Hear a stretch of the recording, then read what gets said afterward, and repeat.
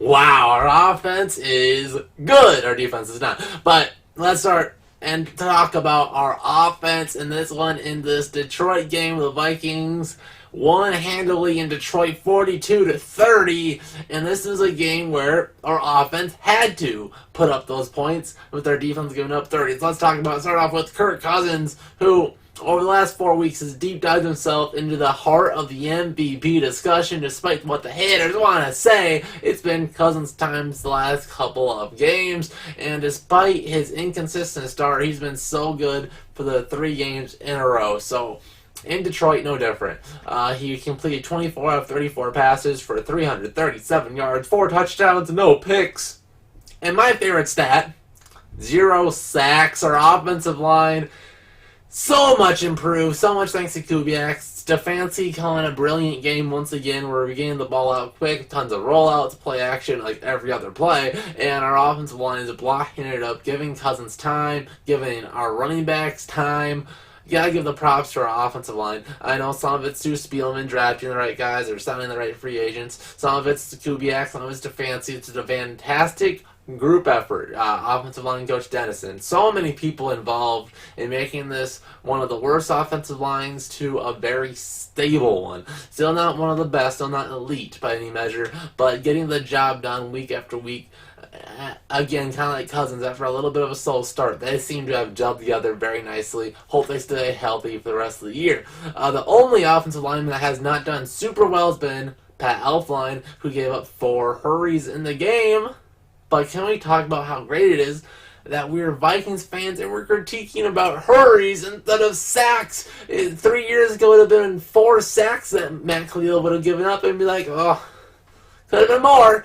So just fantastic improvement from our offensive line, not only in the pass game but in the run game as well. We'll get to that later. But Kirk Cousins, so good. And that is without Adam Thielen for the most of the game on our, I believe, first offensive drive.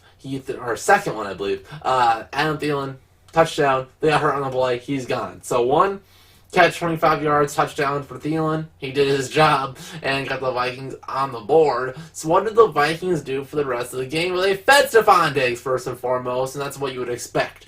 The biggest criticism the Vikings receivers gets, the Diggs and Thielen duo, is, well, they're only good, they only look good because the other one is taking up the coverage on the other side. They can't be double teamed. That's why Devontae Adams is better. That's why everybody else is better.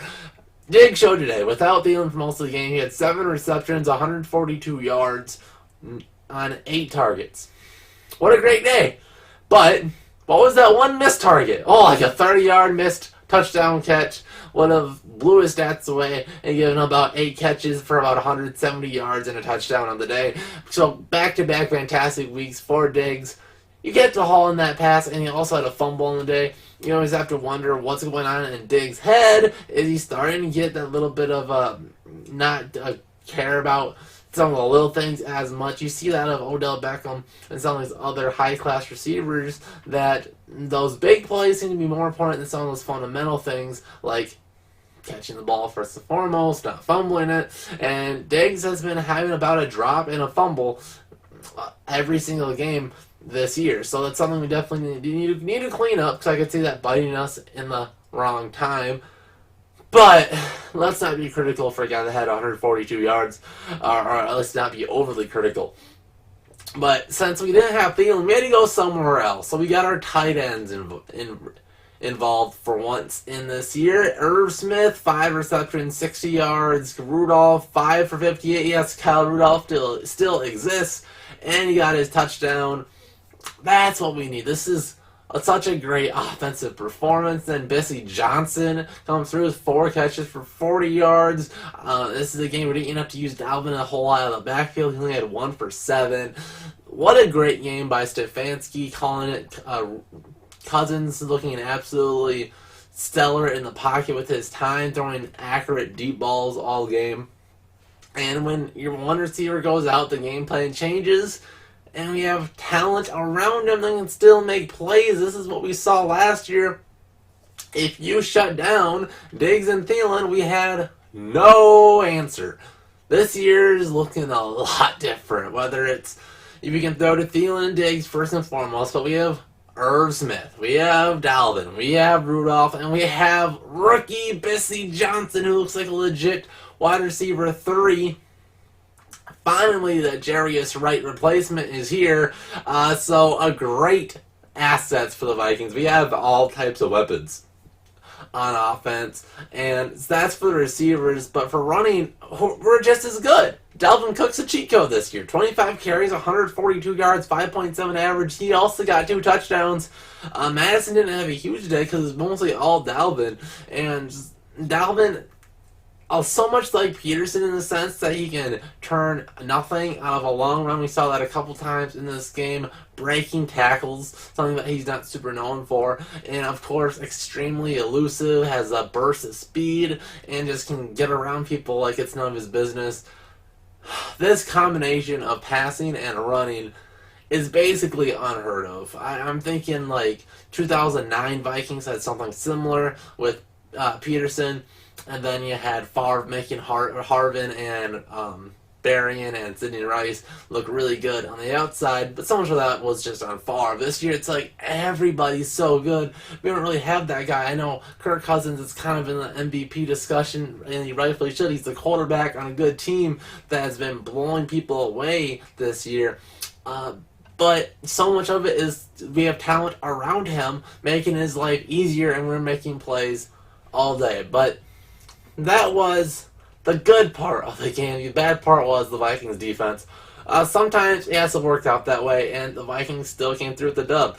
Stafford was great. He completed 30 out of 45 passes, 364 yards, 4 touchdowns. He did have 1 pick. We'll talk about a little bit later. And, of course, the Vikings got absolutely roasted by Marvin Jones Jr. Could have saw it coming. Marvin Jones is Xavier Rhodes' dad. And without question, he owns him every single time. 10 receptions out of 13 targets, 93 yards, but the big thing, 4 touchdowns, 28 points. If you add in the PATs, is for sure a thing. With Prater's your kicker, basically is Marvin Jones. So good against the Vikings. He's like a top 15-ish, maybe receiver, but against the Vikings, he's Julio Jones times Randy Moss. You can't cover him at all. And then Danny Amendola just had 8 receptions, 105 yards, but no touchdowns. Nobody talks about how good he was in that game, too. So the Vikings cornerbacks got roasted. Every single one of them was bad. We did have the 1 interception at the end of the game by Trey Waynes, but when you get targeted that many times, that just bound to happen eventually. So our DBs was horrible, but so were the Lions. So what's the common denominator? And I think a lot of that comes down to the officiating.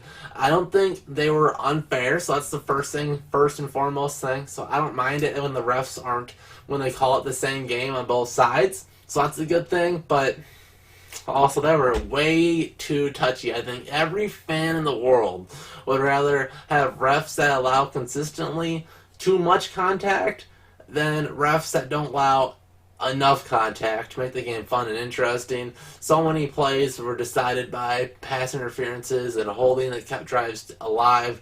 So really annoying to watch, and it really helped both of these offenses take off in this one. And the Vikings offense just took advantage of that a little bit more and have a few more weapons where we could come on the winning side of this game. But that was such a good offensive performance, especially since our defense gave up the first score of the game. This is a team that we didn't know if we were capable of winning when we start out behind. Our first 2 losses started out that way, and we could never battle back. And this one, we kept it close. It was tied really 21-21 at halftime.